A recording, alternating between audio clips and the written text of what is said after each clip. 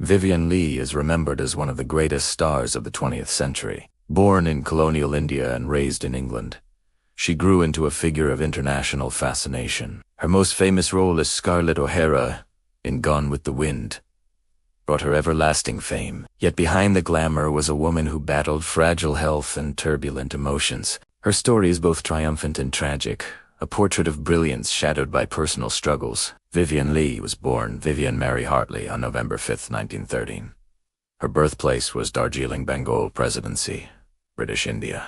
Her father, Ernest Richard Hartley, was a British officer with a tea brokerage firm. Her mother, Gertrude Mary Frances Hartley, Yakji, was of mixed heritage, with Armenian and Irish roots. The family lived a comfortable colonial lifestyle amid the Himalayan foothills. From a young age, Vivien displayed intelligence and charm. She was deeply attached to her mother, who nurtured her love of literature and the arts. When she was 6, the family returned to England. She was enrolled at the Convent of the Sacred Heart in Roehampton, London. There she developed discipline, language skills, and a love for Shakespeare. Leigh's childhood was privileged but lonely. Moving between schools in Europe, she became fluent in French and Italian. Her upbringing was cosmopolitan, shaping her sophisticated air. By her teenage years, she knew she wanted to perform. Her parents encouraged education first, but they recognized her talent. In 1931, she attended the Royal Academy of Dramatic Art, RADA, in London. At RADA, she began developing the voice, poise, and presence that would define her. Yet her early years were interrupted by marriage. She wed barrister Herbert Lee Holman at just 19. Their daughter, Suzanne, was born in 1933. Motherhood and ambition now existed side by side. Vivien began her career on the London stage. She took the stage name Vivien Leigh, adopting her husband's surname. Early film work in the 1930s gave her small but memorable parts. Her beauty drew notice instantly. Still, directors wondered whether she had depth beyond looks. Vivien worked tirelessly to prove herself. Roles in plays like The Mask of Virtue, 1935, earned her acclaim. Critics praised her ability to blend charm with steel. Soon, she caught the eye of actor Laurence Olivier. Their meeting would change her life. In 1937, she starred with Olivier in Fire Over England. Their on-screen chemistry mirrored a real romance. Though both were married, they fell deeply in love. Vivien's career gained momentum, but scandal also followed her. Hollywood soon came calling. When producer David O. Selznick sought the perfect Scarlett O'Hara, Vivien's name emerged. She auditioned, and her fiery presence stunned Selznick. In 1939, Vivien Leigh became Scarlett O'Hara in Gone with the Wind.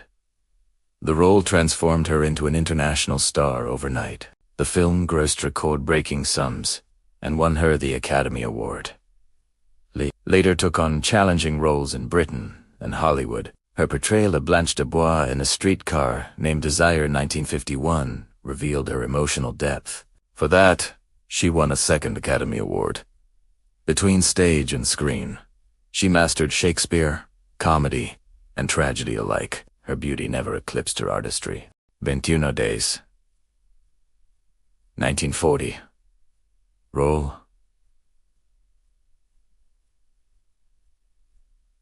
Wanda, a melodrama about crime and romance. A Streetcar Named Desire, 1951. Role: Blanche Dubois, intense psychological drama. Oscar: Anna Karenina, 1948. Role: Anna, adaptation of Tolstoy's tragic heroine. Caesar and Cleopatra, 1945.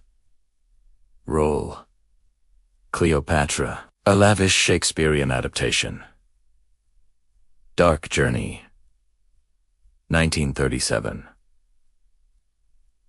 Role: Madeline, spy thriller during World War I. Fire Over England, 1937. Role: Cynthia, Elizabethan adventure opposite Olivier. Gone with the Wind, 1939.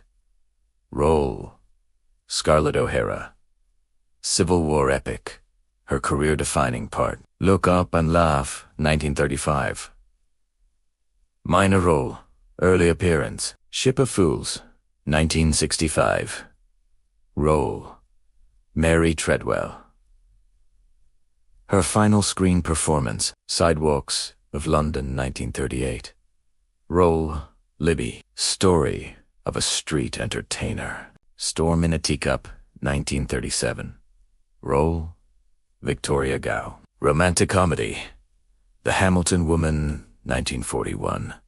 Role, Emma Hamilton. Historical romance, opposite Olivia. That Hamilton Woman, U.S. title of above. Things Are Looking Up, 1935. Role, Schoolgirl. Uncredited debut, Waterloo Bridge, 1940. Role, Myra Lester. Tragic romance during wartime. Gone with the Wind, 1939 became the highest-grossing film of its time. Scarlett O'Hara's fiery resilience remains iconic in global culture. Leigh's Oscar win confirmed her as Hollywood royalty. The role typecast her, but also immortalized her. Waterloo Bridge, 1940. Showcased her tender side. As a doomed ballerina, she earned both tears and critical acclaim. It became a wartime classic, especially loved in Britain and the U.S. Caesar and Cleopatra, 1945, displayed her Shakespearean grandeur. Though production was troubled, her performance radiated majesty. A Streetcar named Dazzling, 1951, was perhaps her bravest role. As Blanche Dubois, she embodied fragility and delusion. Her second Academy Award followed, alongside a BAFTA. Critics noted her performance paralleled her own struggles with mental health. Ship of Fools, 1965, proved her artistry endured. Even in declining health, she gave a luminous, poignant performance. Academy Award for Best Actress. Gone with the Wind, 1939, Academy Award for Best Actress. A Streetcar Named Desire, 1951, BAFTA Award for Best British Actress. A Streetcar Named Desire. Tony Award for Best Actress. Tovarish, 1963, named Dami. Commander of the Order of the British Empire in 1960, ranked among the greatest film stars by the American Film Institute. Her legacy includes both film and stage triumphs. She worked tirelessly for Shakespearean theater with Olivia. Critics often hailed her stage Lady Macbeth as definitive. She was admired for versatility, comedy, tragedy, modern drama. Vivien married Herbert Lee Hallman in 1932. They had one daughter, Suzanne. The marriage ended as her career and Olivier romance blossomed. Vivien and Laurence Olivier married in 1940. They became Britain's most celebrated theatrical couple. Together, they staged Shakespeare worldwide. Yet, their marriage was turbulent. Vivien suffered miscarriages, affecting her emotional health. She was later diagnosed with bipolar disorder. Her fragile nerves sometimes caused professional breakdowns, and tuberculosis further weakened her. Long separations during tours strained her bond with Olivier. By the early 1960s, the marriage collapsed. She later had a relationship with actor Jack Mer. He cared for her devotedly during her final years.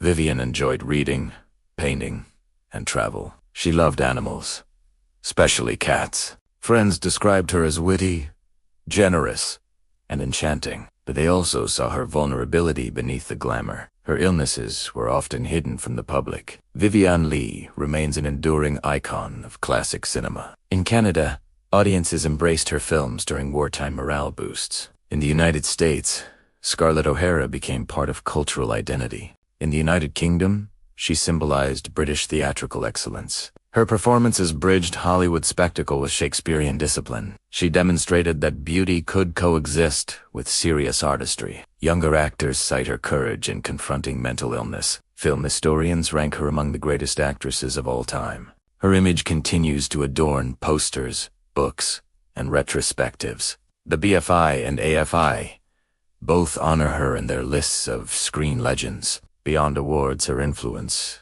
lies in her ability to connect emotionally. Her Scarlett O'Hara inspired resilience during global crises. Blanche Dubois reflected vulnerability that audiences recognized. She gave voice to women's complexities in cinema's golden age. The tragedy of her life makes her legend more poignant. Vivien's natural eye color was violet, often mistaken for blue. She was only 25 when she played Scarlett O'Hara. More than 1,400 actresses auditioned for that role. She won it after arriving unannounced with agent Myron. Clark Gable praised her professionalism on set. Vivien's stage career rivaled her film fame.